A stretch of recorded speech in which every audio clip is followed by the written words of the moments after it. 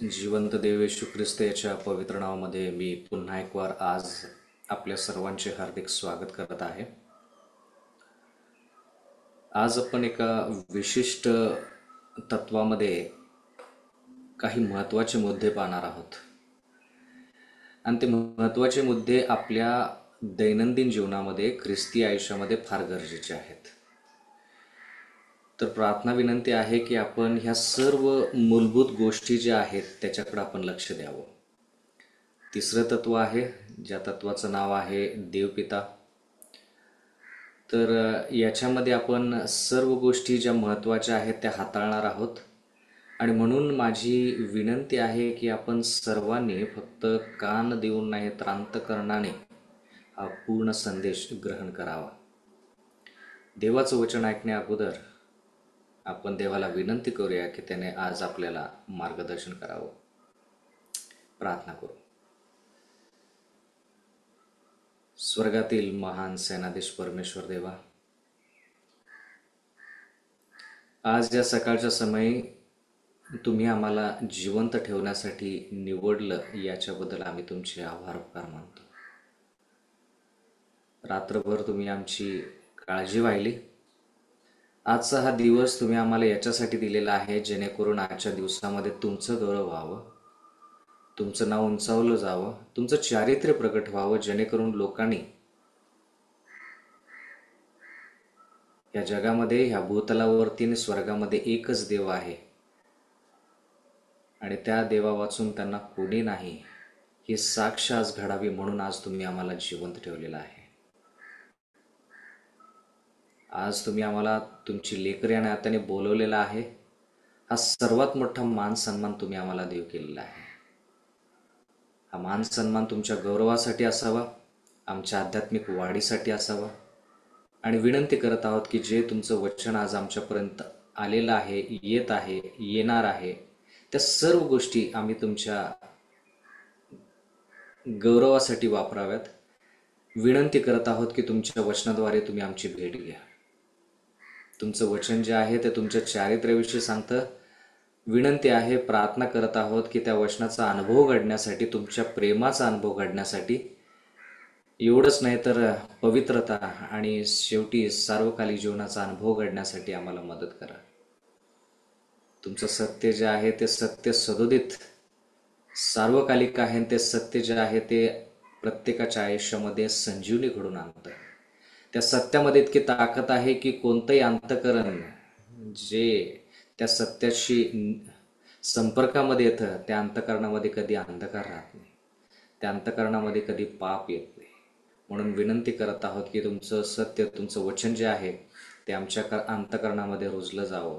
इतकं आणि इतक्या खंबीरपणाने ते अंतःकरणामध्ये यावं की इथून पुढं कधीही आम्ही पापाची दासत्व न करता आमच्या जिवंत देव येशू ख्रिस्ताचं दासत्व करावं, जेणेकरून आम्हाला सार्वकालिक जीवन मिळेल आणि आमच्याद्वारे इतरांना देखील सार्वकालिक जीवन मिळेल. प्रार्थना करत आहोत की इथून पुढची वेळ आमचं सर्वस्व तुम्ही तुमच्या हाती घ्या. आम्ही सर्वजण तुमच्या स्वाधीन होत आहोत. आम्हाला तुम्ही चालवा. पवित्र आत्मा आमच्यावरती उतरू दे, आमच्यामध्ये कार्य करू दे, कारण की नम्र प्रार्थना येशूच्या नावे मागतो म्हणून तुम्ही ऐका. आमेन. प्रियजन हो, आपण देवपिता याच्याविषयी शिकत आहोत आणि जुन्या करारापासून नवीन करारापर्यंत देवपिता आपल्या आयुष्यामध्ये काय बदल घडवून आणतो याच्याविषयी आपल्याला शिकायचं आहे. जसं आपण सातत्यानं शिकत आलेलो आहोत की देव अस्तित्वात आहे का, तर आपण पुराव्यानिशी आपण ह्या निष्कर्षापर्यंत पोहोचलेलो आहोत की देव आहे, देव अस्तित्वात आहे. आणि मग देव जर अस्तित्वात आहे, देवानं जर हे ब्रह्मांड निर्माण केलेलं आहे, तर तो देव कोण? म्हणून आपण त्याच्यानंतर दुसरा टप्पा पाहिला की एकच सत्य आणि जिवंत देव आहे ज्यानं ही पृथ्वी आणि पूर्ण ब्रह्मांड निर्माण केलं, आणि तो म्हणजे जिवंत देव येशू ख्रिस्त. आता मला फार स्पष्टरित्या ह्या ठिकाणी सांगायचं आहे की जसं आपण जगतो ख्रिस्ती आयुष्य, त्याच्यावरून आपण इतरांना सांगतो की आपण जो विश्वास बाळगतो तो खंबीर आहे किंवा नाही. जर आपण पापमय आयुष्य जगत असेल आणि ते लोकांच्या नजरेत येत असेल तर आपण त्या लोकांना सांगतो की ज्या देवावरती मी विश्वास ठेवतो तो देव मला पवित्र करण्यासाठी सक्षम नाही.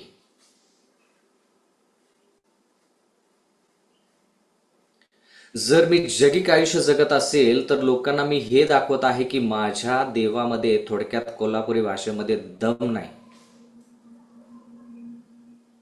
पण जर मी ख्रिस्ती आयुष्य जगत असेल तर मी इतरांना सांगतो की ह्या भूतलावरती, आणि जर जास्त स्पष्ट बोलायचं तर 140 किंवा 145 करोड या देशातले जितके लोक आहेत त्या सर्व लोकांमध्ये मी जर ख्रिस्ती आयुष्य जगत आहे, तुम्ही जर ख्रिस्ती आयुष्य जगत आहात, तर त्याच्या पाठीमागे एकच मुद्दा आहे, तो म्हणजे आपला देव सत्यदेव आहे. आपण घोळक्याच्या पाठीमागे न जाता आपण सत्याच्या पाठीमागे गेलं पाहिजे. अशा प्रकारचा देव पवित्र शास्त्रामध्ये आहे.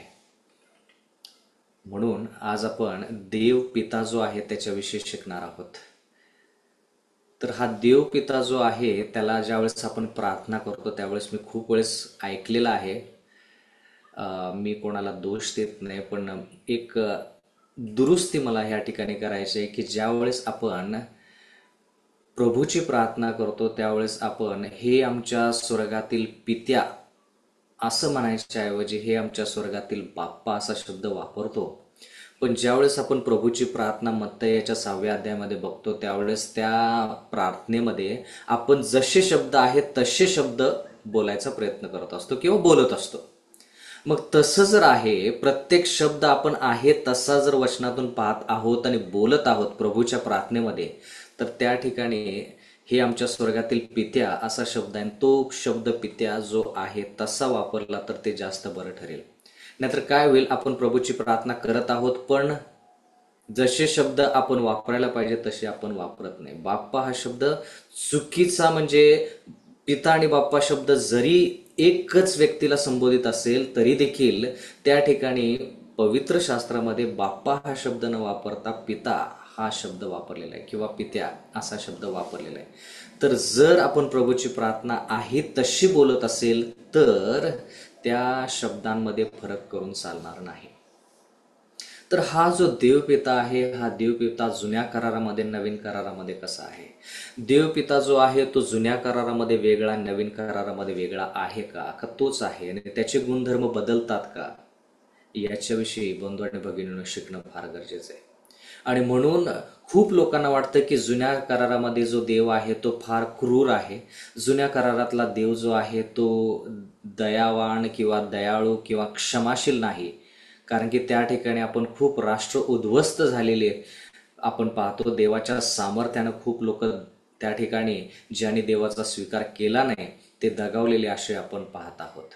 पण जर आपण उत्पत्ती याचा 6वा अध्याय जर पाहिला तर त्या ठिकाणी देव किती कृपाळू आहे, कनवाळू आहे. खूप लोक म्हणतात कृपा जी आहे ती नवीन करारामध्ये आली.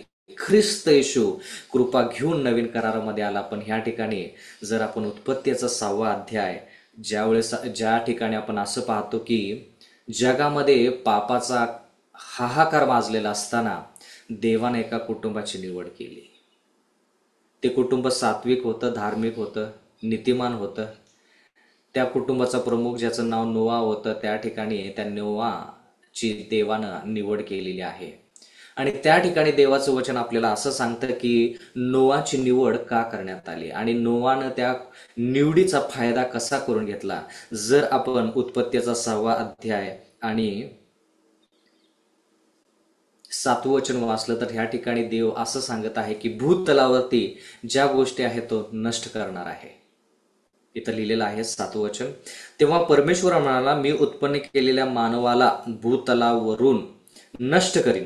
मानव, पशु, रांगणारे प्राणी आणि आकाशातील पक्षी हे सारे नाहीसे करीन, कारण त्यांना उत्पन्न केलेल्याचा मला अनुताप झाला आहे.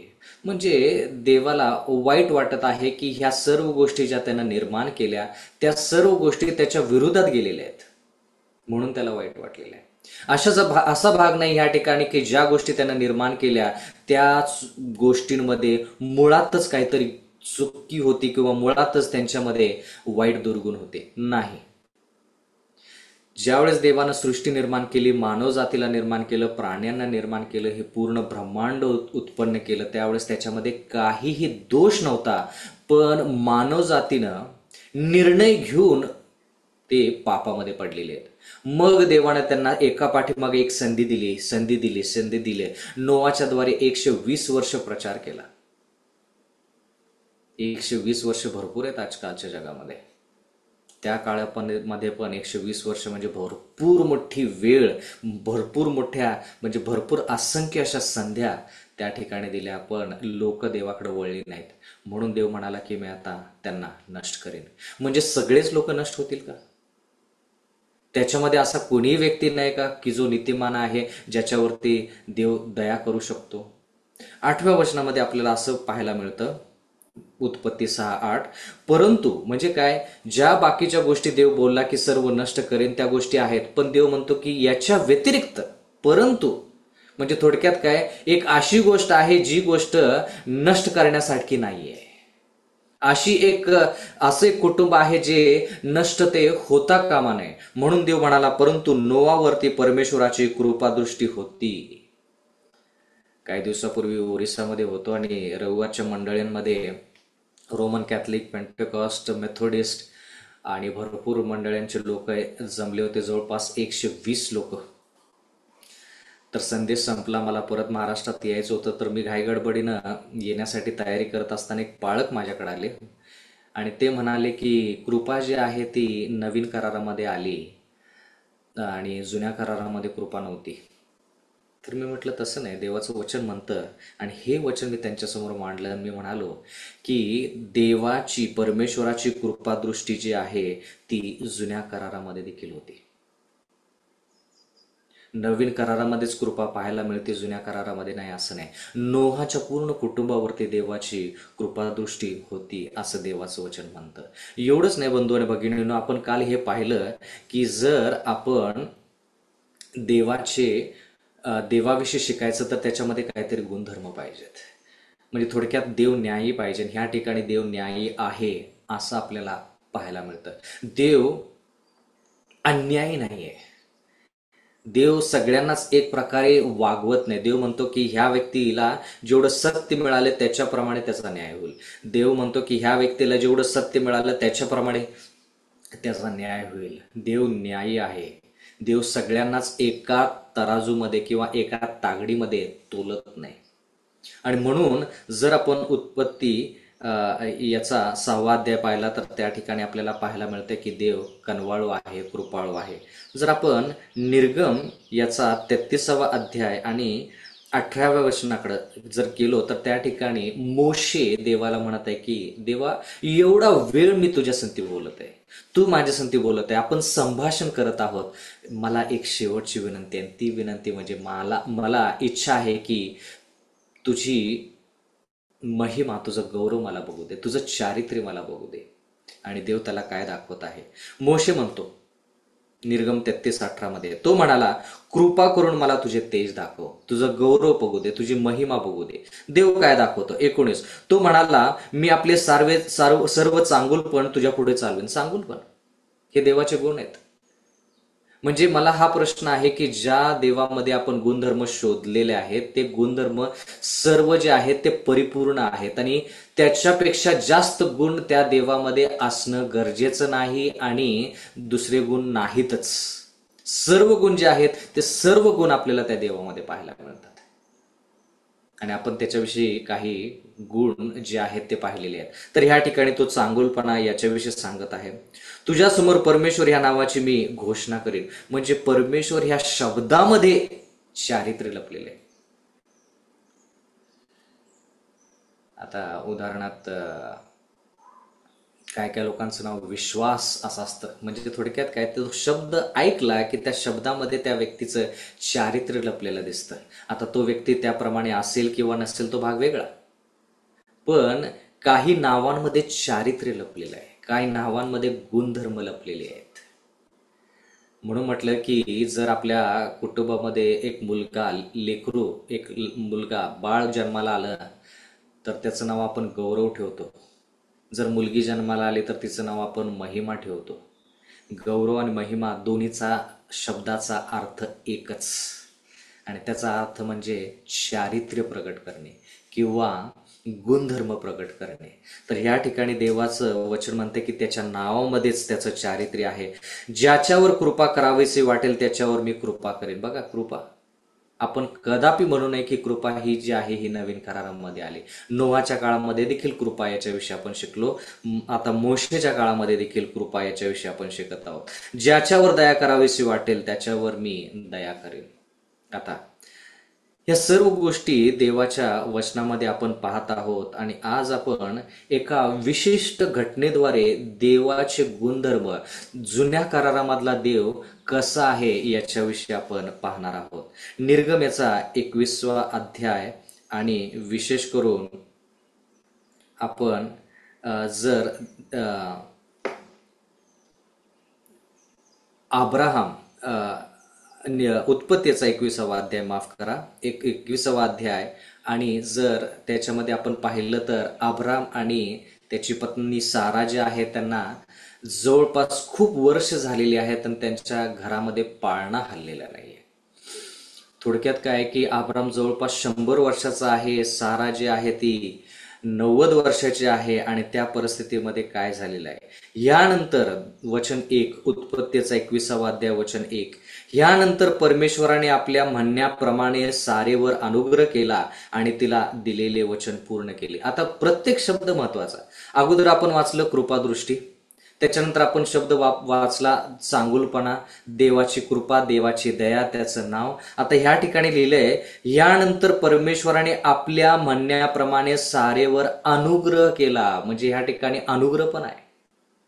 कोणताही शब्द घ्या जो नवीन करारामध्ये आहे ते गुणधर्म जुन्या करारामध्ये देखील देवाचे आपल्याला पाहायला मिळतात. म्हणून आपण ह्या ठिकाणी असं पाहत आहोत की जे शब्द देवाने अब्राहम सारेला दिले ते पूर्ण केले. देवाने अब्राहमाला सांगितलं होतं की तुझ्या घरामध्ये अमुक अमुक वेळेस एक मुलगा जन्माला येईल आणि तो सारेपासून असेल, हे देखील स्पष्ट सांगितलं. सांगितल्यानंतर देवानं त्याचा करार जो अब्रामाशी केला होता की तुला एक पुत्र जन्माला येईल आणि तो पुत्र जो आहे त्याच्याद्वारे मी एक मोठं वंश, एक मोठं राष्ट्र तयार करणार आहे. देव आपला जो आहे तो करारबद्ध देव आहे, देव वचनबद्ध देव आहे. आज मला तुमच्याशी खूप सखोल विचार करायचा आहे आणि अभ्यास करायचा आहे. देवाच्या वचनातून हे आपल्याला शिकायचं आहे की देव जर एखादं वचन तुम्हाला सांगत असेल, एखादं अभिवचन तुम्हाला देत असेल, तर ते अभिवचन पूर्ण केल्याशिवाय देव कदापि राहत नाही. मी एलन जी व्हाईटच्या पुस्तकामध्ये एक वाचलेलं आहे की देवाचं जे सिंहासन आहे ते सिंहासनास्त देव जो आसनरूढ आहे त्या देवाच्या आसनावरती, ते आसन जे आहे त्या आसनास्तव देव म्हणतो की मी माझं जर वचन पूर्ण केलं नाही तर माझ्या आसनाला, माझ्या सिंहासनाला तडा जाईल. हे देवाला देखील माहित आहे. म्हणजे लोक माझ्यावरती विश्वास ठेवणार नाहीत हे देवाला देखील माहित आहे.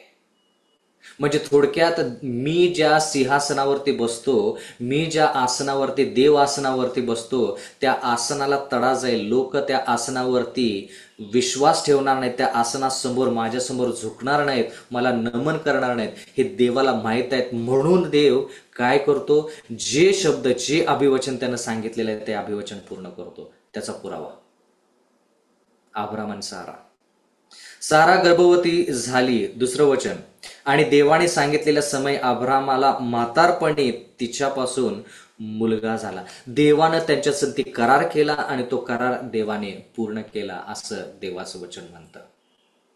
मग असं जर आहे तर देवानं अब्राहम सारेवरती दया दाखवली, कृपा दाखवली. वयोवृद्धपणामध्ये देखील त्यांना देवाने मुलगा दिला. म्हणजे ह्या ठिकाणी इतके गुण देवाचे पाहायला मला मिळत आहेत. देव ह्या ठिकाणी सर्व सामर्थ्य आहे. म्हणजे देवाला अशक्य गोष्ट कोणतीच नाही.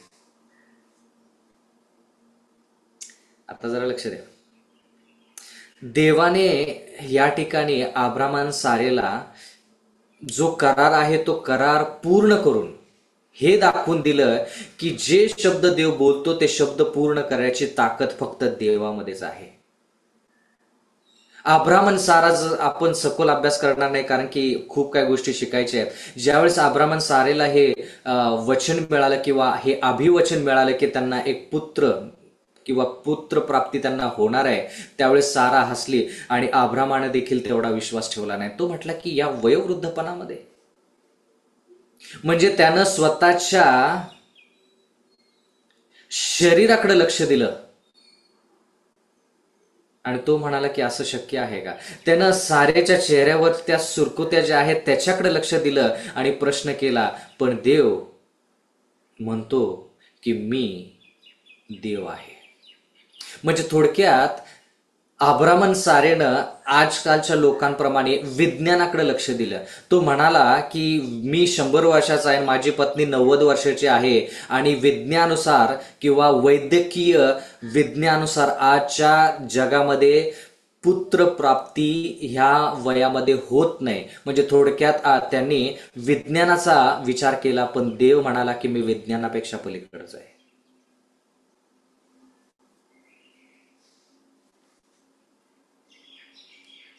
अब्राम आणि सारेनं लक्ष ठेवलं आणि ते म्हणाले की आम्हाला संतान, आम्हाला पुत्र प्राप्ती किंवा आम्हाला लेकरं होणार नाहीत.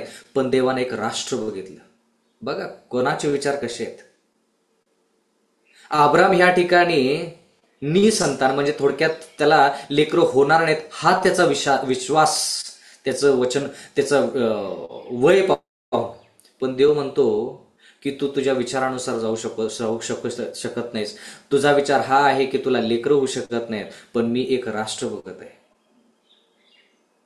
म्हणून म्हटलं की आपण आपल्या दृष्टिकोनातून विचार न करता देवाच्या दृष्टिकोनातून आपण विचार केला पाहिजे. म्हणून आपल्याला सातत्यानं पित्याकडे लक्ष दिलं पाहिजे. पित्याकडे बघितलं की आपल्याला कराराची आठवण येते. पित्याकडे बघितल्यानंतर तो वचनबद्ध परमेश्वर आहे, चाकोरीबद्ध परमेश्वर आहे, हे आपल्याला जाणून घेता येतं. आपण स्वतःकडे बघायचं नाही. स्वतःकडे बघितलं की आपल्यामध्ये आपल्याला सामर्थ्य दिसत नाही, आपल्यामध्ये आपल्याला ताकद दिसत नाही, आपल्यामध्ये आपल्याला विजय मिळत नाही. म्हणून देव जो पिता आहे त्याच्याकडे बघायचं. ज्यावेळेस देवाने इसाक अब्राम आणि सारेच्या पोटी दिला, त्यावेळेस त्यांना खूप आनंद वाटला. त्यांना वाटलं की आपल्या म्हातारपणाची काठी, आणि त्या काठीचं नाव इसाक आहे. त्या काठीवरती म्हातारपण, आपण पूर्णपणे त्या काठीवरती आधारित आपण म्हातारपण घालवू शकतो. पण लगेच आपण पाहतो की देवानं अब्रामाची परीक्षा घेतलेली आहे. उत्पत्तीचा 22वा अध्याय 1 वचन. या गोष्टी घडल्यावर असे झाले की देवाने अब्रामाला कसोटीस लावले. आणखीन एक गुणधर्म देवाचा, देव जो पिता त्याचा. देव जो पिता म्हणतो की मी जर तुम्हाला एखादी गोष्ट देईन तर ती गोष्ट तुम्ही माझ्यापेक्षा जास्त मौल्यवान मानता का, याच्याविषयी मी कसोटी नक्कीच करेन. म्हणजे देव ह्या ठिकाणी म्हणत आहे की जरी मी तुम्हाला आशीर्वाद दिला तर तुम्ही त्या आशीर्वादाला देव मानता का, मला ज्यानं आशीर्वाद दिला त्याला तुम्ही देव मानता. खूप वेळेस काय होतं की आपण देवाकडे कळकळीनं आणि आग्रहानं विनंती करतो, तळतळ करून एखादी गोष्ट देवाकडे मागतो आणि देव ती गोष्ट आपल्याला लवकर देत नाही आणि खूप काळ लोटल्यानंतर ती गोष्ट आपल्याला मिळते आणि मग आपण त्या गोष्टीलाच, त्या आशीर्वादालाच देव मानून मोकळं होतो आणि ते देवाच्या नजरेत फार वाईट आहे. आणि म्हणून देव काय करतो, ज्या गोष्टी आपल्या अंतःकरणाच्या अतिशय जवळच्या आहेत त्या गोष्टीवरतीच आपली कसोटी बघतो. देवाला माहित आहे की परीक्षा कोणत्या गोष्टीमध्ये केली पाहिजे, कोणत्या क्षेत्रामध्ये केली पाहिजे. दुसरं वचन ह्या ठिकाणी लिहिले, त्याने अब्रामाला अशी हाक मारली तेव्हा अब्राम म्हणाला, काय आज्ञा. देव म्हणाला, तुझा पुत्र, तुझा एकुलता एक प्रिय इसाक याला घेऊन मोरिया देशात जा आणि मी तुला सांगेन त्या डोंगरावर त्याचे होम अर्पण कर. ह्या ठिकाणी विनंती देव करत नाही. ज्या ठिकाणी विनंती करायची त्या ठिकाणी देव नक्कीच विनंती करतो, परमेश्वर प्रियजन हो. लेकिन परंतु ह्या ठिकाणी देवाचं वचन म्हणतं की त्यानं आज्ञा केलेली आहे. तो म्हणतो की तुझा एकुलता एक प्रिय इसहाक, एकुलता एक पुत्र. आता इसाकाच्या अगोदर इस्माईल होता ना, पण त्या ठिकाणी देव म्हणत नाही की तुझा एकुलता एक प्रिय इसहाक. तो म्हणतो मी जो मुलगा तुला दिलेला आहे तो एकुलता एक आहे. म्हणजे देव ह्या ठिकाणी स्पष्ट करत आहे की मी जे गोष्टी तुला दिलेल्या आहेत त्या गोष्टीविषयी मी बोलत आहे. तू ज्या गोष्टी माझ्या विरोधात जाऊन साकार केलेल्या आहेत तर काही घेणं देणं नाही. प्रियजन हो, आपण असं कधी कधी करतो का की ज्या गोष्टी आपल्याला गरजेच्या वाटतात त्या गोष्टी आपण न थांबता देवावरती विश्वास ठेवून देवानं त्या गोष्टी आपल्याला न देता आपण घाई गडबडीनं स्वतःच त्या गोष्टी आत्मसात करण्याचा प्रयत्न करतो आणि त्या गोष्टी आपल्याला आशीर्वाद न ठरता आपल्याला शापग्रस्त ठरतात. मग ते शिक्षण असेल, विवाह असेल, लेकरं असतील, नोकरी असेल, वेगवेगळ्या गोष्टी असतील. देवाचं वचन म्हणतं की ज्या वेळेस याकोब आणि एसाव त्यांचं संभाषण झालं, एसाव फार घाईगडबडीने त्या ठिकाणी आला आणि तो म्हटला की मला भूक लागलेली आहे, तू जे जेवण करत आहेस ते जेवण मला दे. याकोब म्हणाला की तुझा जन्मसिद्ध हक्क जो आहे तो तुम्हाला दे. येसाव म्हणतो की मला इतकी भूक लागली, आता जन्मसिद्ध हक्क जो आहे तो घेऊन मी काय करू? जन्मसिद्ध हक्क जो आहे ते घे, पण मला जेवण दे. देवाचं वचन म्हणतं की जर एसावनं थोडा वेळ कड काढला असता मराठी भाषेमध्ये, थोडा वेळ जर त्यानं त्या ठिकाणी जर वाट पाहिली असती तर त्याला जेवण जे आहे ते जेवण नंतर मिळालं असतं. त्याला जन्मसिद्ध हक्क जो आहे तो देण्याची काही गरज नव्हती. म्हणून आपण धीर बाळगला पाहिजे, देवावरती विश्वास ठेवून धीर बाळगला पाहिजे. या ठिकाणी देवाचं वचन म्हणतं की जशी आज्ञा अब्रामाला करण्यात आली तशी आज्ञा अब्रामानं आता पार पाडायची आहे. तेव्हा अब्रामाने मोठ्या पाट्या सुटून आपल्या गाढवावर खोगीर घातली, आपल्या बरोबर दोघे सेवक व आपला मुलगा इसाक यांना घेतले आणि होम अर्पणासाठी लाकडे फोडून घेतली. मग मग देवाने सांगितलेल्या ठिकाणी तो निघून गेला. आता होम अर्पण म्हणजे थोडक्यात काय की जे अर्पण आहे त्याची चिरफाड करायची, चरबी बाजूला काढायची, त्याचे अवयव बाजूला काढायचे, रक्त जे आहे ते वेदीच्या खाली ओतायचं. हे सर्व गोष्टी जे कोकऱ्यासंती केल्या जातात, आता अब्रामाने त्या सर्व गोष्टी स्वतःच्या लेकरासंती करायच्या. ज्या लेकराला त्यानं तळहाताच्या फोडासारखं जपलं त्या लेकरासंती आता ह्या सर्व गोष्टी करायच्या. म्हणून होम अर्पण जे आहे ते होम अर्पण साधं नाहीये, पण मूळ मुद्दा आहे की देवानेच हे लेकरू दिलं, आता देवानेच ते परत का मागितलेलं आहे. भरपूर काही गोष्टी शिकता येईल. बंधूने भगिनींनो, कधी कधी आपण विचार करतो की ज्या गोष्टी देवानं दिलेल्या आहेत त्या गोष्टी जर देव परत मागत आहेत तर देवानं त्या गोष्टी दिल्याच का? द्यायच्याच नव्हत्या ना. एवढी पडताळणी करायची आणि एवढी परीक्षा घ्यायची काय गरज आहे? पण देवाला ह्या ठिकाणी पूर्ण जगाला, पूर्ण स्वर्गाला हे सिद्ध करायचं आहे की अब्राहम त्याच्या आशीर्वादावरती जास्त प्रेम करतो का अब्राहम ज्यांना आशीर्वाद दिला त्याच्यावरती जास्त प्रेम करतो. तुमचं ख्रिस्ती आयुष्य काय सांगतं? तुम्ही आशीर्वादाच्या पाठीमागं पडलेले आहात का तुम्ही देवाच्या पाठीमागं पडलेले आहात? तुम्हाला आतुरतेनं आशीर्वाद पाहिजे का देव पाहिजे? एक तरुणीनं व्हॉट्सअप स्टेटसवरती एक वाक्य टाकलं, मला फार ते वाक्य आवडलं. तिचं लग्न झालं नव्हतं, आत्ताही झाले नसेल बहुतेक. तर तिनं असं सांगितलं की तुम्ही आणि मी म्हणजे जे तरुण लोक आहेत जे विवाहाच्या बाबतीमध्ये विचार करत आहेत ते देवाच्या इतके जवळ पाहिजेत की जो तरुण आणि जी तरुणी तुम्हाकडं धाव घेत आहेत त्यांनी पहिलं देवाचा धावा केला पाहिजे. तुम्ही आणि मी देवाच्या अंतःकरणामध्ये इतके रुजले पाहिजेत, देवाच्या अंतःकरणामध्ये इतके पाहिजेत की जर त्या तरुणाला आणि त्या तरुणीला तुमचा धावा करायचा आहे ना तर त्यांनी देवाच्या अंतःकरणाचा धावा केल्याशिवाय त्यांना तुम्ही प्राप्त होऊ शकत नाही. अशा प्रकारचं तुमचं आयुष्य पाहिजे. म्हणजे त्यांच्याकडे पर्यायच उरला नसला पाहिजे की बाबा हा व्यक्ती जर माझ्या आयुष्यात पाहिजे ना तर मला देवाचाच धावा केला पाहिजे, देव मिळाला तरच हा व्यक्ती मिळेल. एवढं आपलं आयुष्य देवासंती एकनिष्ठ आणि एकोपाचं पाहिजे, असं ते व्हॉट्सअप स्टेटसवरती होतं. आहे का तसं आयुष्य? देवाचं वचन म्हणतं या ठिकाणी की देवानं जसं सांगितलं तसं अब्रामाने केलेलं आहे. तो देवाने सांगितलेल्या ठिकाणी जात आहे. जात असताना त्यानं खूप काही प्रश्नचं उत्तर जे इसाकाने त्याला विचारलेले आहेत ते खूप उत्तरं दिलेली आहेत. इसाकाने एक प्रश्न, भरपूर प्रश्न विचारले असतील, पण तो एक प्रश्न ज्या ठिकाणी जो ह्या ठिकाणी नमूद केलेला तो म्हणजे तो म्हणत आहे की आपल्याकडे लाकडं आहेत, आपल्याकडं होम अर्पणाचं सामान आहे, पण जे वधावायचं कोकुर आहे ते कुठं आहे? आता जितके प्रश्न विचारले असतील ना इसाकाने, त्या सर्व प्रश्नापैकी हा एक प्रश्न जो होता तो अब्रामाला, प्रत्येक शब्द जो होता तो अंतकरणाला बोचणार होता.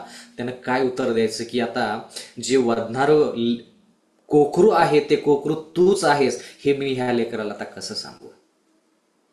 बंधू आणि भगिनींनो, त्या ठिकाणी अब्राम म्हणाला की देव काय करेल? पुरवेल. देव सर्व गोष्टी देवानं जर सांगितलेलं आहे तर देव नक्कीच पुरवेल, आणि ते बरोबर आहे, देव पुरवेल.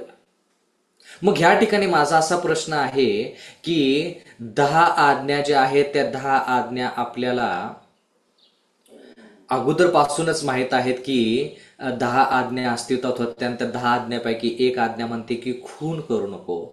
तर अब्रामाने असा कसा विचार केला नाही, संशय का घेतला नाही की जो आवाज त्यानं ऐकलेला आहे तो आवाज देवापासून नसून सैतानापासून आहे, असा त्याला का विचार आला नाही? कारण की तो म्हणू शकला असता, देवा तूच म्हटलास की खून करू नको, खून करणं पाप आहे, 10 आज्ञा म्हणतात की खून करू नको, कारण तू ह्या लेकराचा जीव घेण्यासाठी मला सांगत आहेस, मी ह्या आवाजावरती विश्वास ठेवू शकत नाही, असा अब्राम का म्हणाला नाही? म्हणू शकला असता. पण बंधू आणि भगिनींनो, अब्राम देवासंती बोलून बोलून बोलून बोलून बोलून, मोशे जसा देवासंती, विशेष करून येशू ख्रिस्तासंती बोलून बोलून बोलून त्यांच्या अंतकरणावरती देवाचा आवाज इतका बिंबला होता की ज्यावेळेस अब्रामाला देव म्हणाला की तुझा एकुलता एक पुत्र इसाक जो आहे तो मला होम अर्पण म्हणून पाहिजे, त्यावेळेस तो आवाज ऐकण्यामध्ये अब्रामानं तीळ मात्र चुकी केली नाही. त्याला 100% माहित होते की हा आवाज देवाचा आहे.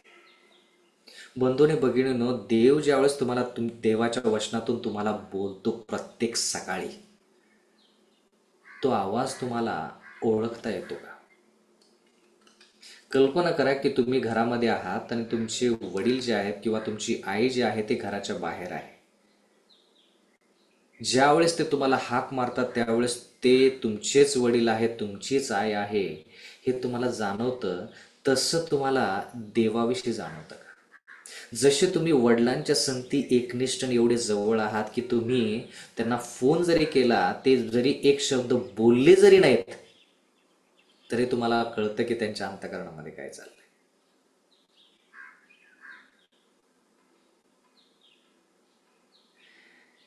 ज्यावेळेस तुम्ही तुमची आईला पाहता किंवा तुमच्या आईला समोर पाहता त्यावेळेस तिच्या चेहऱ्याकडे बघून जर तुम्हाला कळतं की तिच्या अंतःकरणामध्ये काय आहे, तर देवाविषयी तुम्हाला तसं कळतं का? कळलं पाहिजे. तशा पातळीपर्यंत आपलं ख्रिस्ती आयुष्य असलं पाहिजे. त्या पातळीपर्यंत अब्राम होता, म्हणून त्याची परीक्षा त्या पातळीपर्यंत. आपली परीक्षा कोणत्या पातळीपर्यंत होते? पगार आला नाही वेळेवरती, ही आपली परीक्षा. आजारी पडलो, लवकर बरं होत नाही, ही आपली परीक्षा. साध्या साध्या परीक्षा. ह्या पातळीपर्यंतची परीक्षा आपली कधी होईल? प्रियजन हो, देवाचं वचन म्हणतं 9व्या वचनामध्ये, देवाने सांगितलेल्या ठिकाणी ते आले तेव्हा अब्रामाने तेथे वेदी उभारली, त्याच्यावर लाकडे रचली आणि आपला पुत्र इसाक याला बांधून वेदीवर लाकडांवर ठेवले. बघा आज्ञाधारकपणा, ह्याला म्हणायचं आज्ञाधारकपणा. आता अब्राम जवळपास 120 वर्षाचा आहे. त्यानं ते लहान बाळ जे आहे 100 वर्षाचा तो असताना त्याला ते बाळ जे झालेलं आहे तो वयोवृद्ध अब्राम, त्या बाळाला त्यानं लहानाचं मोठं केलं. आता जवळपास इसाक जो आहे तो 20 वर्षाचा आहे आणि अब्राम जो आहे तो जवळपास 120 वर्षाचा आहे. आता ह्या तरुण लेकराला जेवढी ताकद आहे तेवढी ते वयोवृद्ध वडिलांमध्ये नाही ना. पण ताकद ह्या ठिकाणी शारीरिक बघायची नाही आपल्याला. शारीरिक ताकद जी आहे ते अब्रामाची कमी आहे, मी मान्य करतो. शारीरिक ताकद जी इसाकाची आहे ती जास्त आहे. पण ह्या ठिकाणी ताकदीच्या जोरावरती ते लेकरू त्या वेदीवरती गेलेलं नाही किंवा ताकदीवरती अब्रामाने त्याचे हातपाय बांधले नाहीत. त्या शारीरिक ताकदीनं त्यानं हातपाय बांधले नाहीत. त्याची ताकद जी आहे ती आध्यात्मिक आहे. त्यानं आध्यात्मिक ताकदीमध्ये इसाकाला बांधलं. हे तुम्हाला मला कळालं का? आध्यात्मिक ताकद ज्याच्याकडे जास्त आहे ना, ज्याची आध्यात्मिक पातळी जास्त आहे ना, तो एक शब्द जरी बोलला तर दुसऱ्याला असं वाटतं की त्या व्यक्तीनं त्याला बांधलेला आहे. एवढी ताकद आध्यात्मिक जीवनामध्ये असली पाहिजे. शारीरिक ताकदीचं काय घेऊन बसला तुम्ही? तुम्ही अपंग असाल, तुम्ही आंधळे असाल, लुळे पांगळे असाल, पण जर तुमची आध्यात्मिक ताकद असेल ना, तर त्या आध्यात्मिक ताकदीसमोर शल्मोन सारखा बुद्धिवान व्यक्ती किंवा शिमशोनासारखा शक्तिवान व्यक्ती देखील तुमच्या समोर काहीच नाही. म्हणून जेवढा अब्राहाम देवावरती विश्वास ठेवून आज्ञाधारक होता, ते आज्ञाधारकपणा इसाकाने बघितला होता. ते देवभिरूपण इसाकाने बघितलं होतं. म्हणून इसाकानं आपल्या पित्याच्या आज्ञेत राहून त्या वेदीवरती झोपण्याचा त्यानं काय केला? निश्चय केलेला आहे. बंधू आणि भगिनींनो, देवाच्या वचनातून आपण असं पाहत आहोत की देव ह्या ठिकाणी अब्रामाद्वारे आपल्याला हे सांगत आहे की आज्ञाधारकपणा म्हणजे काय. जर आई वडिलांमध्ये आज्ञाधारकपणा असेल तर मी काळ्या दगडावरची पांढरी रेष मी सांगतो की लेकरांमध्ये पण आज्ञाधारकपणा येईल. तुम्ही ज्या गोष्टी सांगता ते लेकरं करत नाहीत, तुम्ही ज्या गोष्टी करता ते लेकरं करतात. म्हणून प्रियजन हो, या ठिकाणी आपण असं पाहत आहोत की अब्राममध्ये इतका आज्ञाधारकपणा होता की तो आज्ञाधारकपणा इसाकामध्ये उतरला. आणि म्हणून इसाक ह्या ठिकाणी अब्राम ज्या गोष्टी सांगत आहे त्या गोष्टी ह्या ठिकाणी करत आहे. 10वं वचन, मग अब्रामाने आपला मुलगा वधण्यासाठी हात पुढे करून सुरा घेतला. म्हणजे देवानं जसं अंतःकरणामध्ये अब्राम देवाकडे कळकळ करत होता, देवाला म्हणत होता की देवा, इथपर्यंत मी चालत आलेलो आहे, इथपर्यंत मी माझ्या लेकराला घेऊन आलेलो आहे, आता तर परीक्षा थांबव. देव म्हणाला नाही. आपण म्हणतो ना, देवा किती सत्व परीक्षा बघत आहेस, मी इथपर्यंत तुझ्या संती विश्वासू राहिला, आता तरी परीक्षा, आता तरी हा त्रास संकट काढून टाक. देव तो त्रास संकट तुमच्या आयुष्यामध्ये काढून टाकत नाही. का? कारण की देव तुमची सत्व परीक्षा शेवटच्या टोकापर्यंत बघतो. शेवटच्या टोकापर्यंत, म्हणजे ज्या ठिकाणी तुम्ही म्हणता की आता देवा याच्या पुढे मला काही माहित नाही, माझं आयुष्य जे आहे ते माझ्या नियंत्रणामध्ये नाही, तुमचं आयुष्य तुमच्या नियंत्रणाच्या बाहेर जाऊपर्यंत, तुमच्या नियंत्रणाच्या बाहेर जाऊपर्यंत देव तुमची परीक्षा बघतो. देव म्हणतो की ते आयुष्य तुझ्या नियंत्रणामधून गेलंच पाहिजे, ते फक्त माझ्या नियंत्रणामध्ये राहिलं पाहिजे. इथपर्यंत तुमची देव परीक्षा बघतो, सत्व परीक्षा बघतो. कारण की तेवढी ताकद देवानं तुम्हाला दिलेली असते, तेवढी ताकद देवानं तुमची तयार केलेली असते. देवानं अब्रामाची ताकद जी आहे ते त्या पातळीपर्यंत तयार केली होती, म्हणून त्या पातळीपर्यंत त्याची परीक्षा झालेली आहे. साधी गोष्ट नाही. देवाचं वचन म्हणतं ह्या ठिकाणी, मग च्या दूताने आकाशातून हाक मारून म्हटले, अब्रामा अब्रामा. तो म्हटला, काय आज्ञा? म्हणजे पहिल्या वेळेस देखील तो म्हणाला काय आज्ञा, शेवटपर्यंत काय आज्ञा. त्याला माहित होतं की ही आज्ञा आहे. प्रियजन हो, तुम्ही आज्ञा पालनासाठी किती तत्पर आहात. जशी देवानं सांगितली तशी तो आज्ञा पाळत आहे. जर देवानं तुम्हाला 10 आज्ञा पाळायला सांगितलेल्या आहेत, जर देव म्हणतो की 7वा दिवस शाबात जो आहे तो पवित्रपणे पाळ, सर्व कामकाज 6 दिवसामध्ये कर, 7वा दिवस जो आहे तो तुझा देव परमेश्वराचा पवित्र शाबात आहे, त्या दिवशी कोणतेही कामकाज करू नको. तू, तुझा मुलगा, तुझी मुलगी, तुझा दास, तुझी दासी, तुझे गोरेढोरे, वेशीतील कोणी जे आहे त्यांनी करू नये. तंतोतंत तुम्ही ती आज्ञा पाळता का? जसं तुम्ही आज्ञा पाळता त्याच्यावरून तुम्ही ठरवता की तुम्ही देवाची उपासना करता किंवा नाही. देवाची गाणी गाणं सोपं आहे, देवाचं वचन सांगणं सोपं आहे, देवाचं वचन ऐकणं सोपं आहे, पण देवाच्या आज्ञेत राहणं आणि ती आज्ञा जशी सांगितली तशी पाळायची.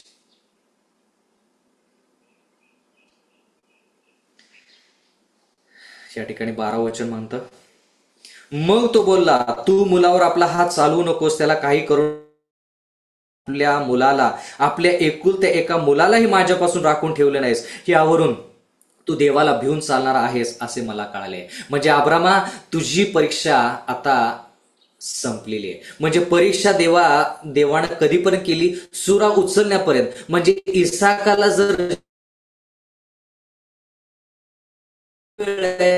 सुरा खाली येऊ तेवढंच त्यानं जगायचं. किती जगायचं इसाकानं? जर त्याला तुम्ही विचारलं की इसाका तुला किती वेळ आहे, तर तो इसाक म्हणेल सुरा खाली येऊपर्यंतच माझ्याकडे वेळ आहे, तेवढंच मला आयुष्य आहे आणि तेवढंच मला जगायचं आहे. तेवढंच आयुष्य बंधू आणि भगिनी तुमच्याकडं माझ्याकडे असेल आज, तेवढंच आयुष्य असेल. पण ते आयुष्य जे आहे ना, ते आज्ञाधारकामध्ये जगायचं, आज्ञा पालनामध्ये जगायचं. तो सुरा खाली येऊपर्यंत आज्ञाधारक. म्हणजे अब्रामाची पण कसोटी, इसाकाची पण कसोटी. कोणी कोणाकडे लक्ष द्यायचं? पित्यानं मुलग्याविषयी विचार करावा का मुलग्यानं पित्याविषयी विचार करावा? इसाकाला देखील मी तुम्हाला ठामपणे सांगतो, इसाकाच्या अंतःकरणामध्ये पण कळवळा की माझ्या वडिलांच्या अंतःकरणामध्ये काय परिस्थिती होत असेल. मी त्यांची म्हातारपणाची काठी आहे, मी त्यांचा आधारस्तंभ आहे वयोवृद्धपणामध्ये. मी जर गेलो तर माझ्या आई वडिलांची काळजी कोण करेल? असा जो इसाकाचा विचार होता, तो विचार तुमच्यामध्ये आहे का? बंधू आणि भगिनींनो, देवा उत्पत्ती ह्या पुस्तकामध्ये 22व्या अध्यायामध्ये नमूद याच्यासाठी केली, जेणेकरून तुम्हाला आणि मला कळावं की देव जो पिता आहे, ज्याच्याविषयी आपण शिकत आहोत, त्या पित्याच्या अंतःकरणामध्ये काय कळवळ आला असेल ज्यावेळेस त्याने आपला एकुलता एक पुत्र या भूतलावरती पाठवला. तुम्ही ह्या घटनेमध्ये कोणाविषयी जास्त विचार कराल? अब्रामाविषयी, इसाकाविषयी, सारेविषयी, जिला काहीच ह्या गोष्टीविषयी माहीत नाही? ती शोधत असेल नाही का की हा माझा पती आणि माझा मुलगा कुठे गेलात? दररोज मला मुलग्याला पाहायची माझी इच्छा आहे, दररोज मला मुलगा पाहिल्याशिवाय माझ्या दिवसाची सुरुवात होत नाही. त्या सारीनं त्या दिवशी इसाकाचा शोध घेतला असेल, नोकरांना विचारला असेल की माझा मुलगा कुठं आहे, पती कुठं आहे, आणि दोघेही त्या घरामध्ये नाहीयेत. सगळ्या दृष्टिकोनातून विचार करा. अजून 1 तास मी बोलू शकतो याच्यावरती, आपल्याकडे एवढा वेळ नाही. पण देवाचं वचन म्हणतं की मनुष्याच्या पातळीपर्यंत, फार महत्वाचा मुद्दा आहे, मनुष्याच्या पातळीपर्यंत देव येत आहे. देवानं जर त्याचा एकुलता एक पुत्र पाठवला असता, ही घटना न दाखवता, ही घटना परमेश्वराच्या वचनामध्ये न सांगता किंवा न लिहिता, देव जो पिता आहे त्यानं आपला एकुलता एक पुत्र येशू ख्रिस्त जर पाठवला असता, तर तुम्हाला आणि मला देव जो पिता आहे त्याच्या मनामधले जो कळवळा आहे तो कळाला नसता. अंतःकरणामध्ये जे पुत्राच्या अंतःकरणामध्ये ज्या गोष्टी आहेत त्या गोष्टी आपल्याला देखील कळाल्या नसत्या. आता इसाकाच्या अंतःकरणामध्ये काय परिस्थिती झाली हे मला कसं कळतं? देव जो पुत्र आहे त्याच्या अंतःकरणामध्ये जो कळवळा आहे तो कळवळा बघायचा, आणि इसाकाच्या अंतःकरणामध्ये काय झालं ते जाणून घ्यायचं. देवाचं वचन म्हणतं की येशू ख्रिस्ताचे प्राण जे गेले ते खिळ्यांमुळे आणि जो लाकडी आहे त्याच्यामुळे त्याचे प्राण गेलेले नाहीये. त्याचा जीव जो गेला तो खिळ्यांमुळे आणि लाकडामुळे गेला नाही. खिळ्यांमध्ये आणि लाकडामध्ये इतकी ताकद नाही की येशू ख्रिस्ताचे त्यांनी प्राण घ्यावेत. देवाचं वचन म्हणतं त्याचे प्राण याच्यामुळे गेले, देवापासून वेगळा झाला, तो मनुष्यापासून वेगळा झाला. त्या खिन्न मनामुळे, त्या निराशामुळे किंवा त्या खिन्न मनामुळे तो पित्यापासून आणि लोकांपासून वेगळा झाला. त्या विचारामुळे त्याचे प्राण गेले, असे एलेन जी व्हाईटच्या पुस्तकामध्ये लिहिलेले आहे. तीच परिस्थिती इसाकाची. इसाक म्हटला असेल की पिता, तुम्ही सुराखाली येऊपर्यंतच तुमच्याकडं माझ्याकडं वेळ आहे. तर त्यानं किती ते वेळ जे आहे, ती वेळ, तो क्षण जो आहे तो जोपासला असेल, शेवटचा क्षण. म्हणून देवाचं वचन म्हणतं की देव कृपाळू आहे, देव कनवाळू आहे. ह्या ठिकाणी देव म्हणत आहे, तेव्हा अब्रामाने दृष्टी वर करून पाहिले तेव्हा आपल्या मागे झुडपात शिंगे गुंतलेला एक एडका त्याला दिसला. मग अब्रामाने ते एडका घेऊन त्या पुत्राच्या ऐवजी अर्पण केले. देवाचं वचन म्हणतं की देवाने जर तुम्हाला सांगितलेलं आहे की देव तुम्हाला गोष्टी पुरवेल, तर देव गोष्टी तुमच्या नक्कीच पुरवेल. पहिली कसोटी, मग आशीर्वाद. आपल्याला कसोटी करायची नाही, कसोटी मधून पार पडायचं नाहीये. आपल्याला फक्त आशीर्वाद पाहिजे, आपल्याला फक्त देवाचे आशीर्वाद पाहिजे. देव म्हणतो की पहिली कसोटी आणि मग आशीर्वाद. बंधू आणि भगिनींनो, आपण हे पाहिलेलं आहे की देव मुक्तीदाता देव आहे. देवाने इसाकाची मुक्ती केली. देव करारबद्ध आहे. देवाने अब्रामाने सारेशी केलेला करार जो आहे तो करार देवाने पाळलेला आहे. देव दयाळू आहे, कनवाळू आहे. तुमची परीक्षा तुमच्या क्षमतेच्या पलीकडे तो करणार नाही. देव कनवाळू आहे आणि कृपाळू आहे. अशा प्रकारचा देव जगात कुठेच नाही. अशा प्रकारचा देव अशा प्रकारे तुम्ही लोकांसमोर मांडा, देव त्यांच्या अंतःकरणामध्ये नक्कीच कार्य करेल आणि ते जिवंत देव, एकमेव सत्य जिवंत देवाला स्वीकारल्याशिवाय कदापि राहणार नाहीत. परमेश्वर आपणा सर्वांस आशीर्वाद देव.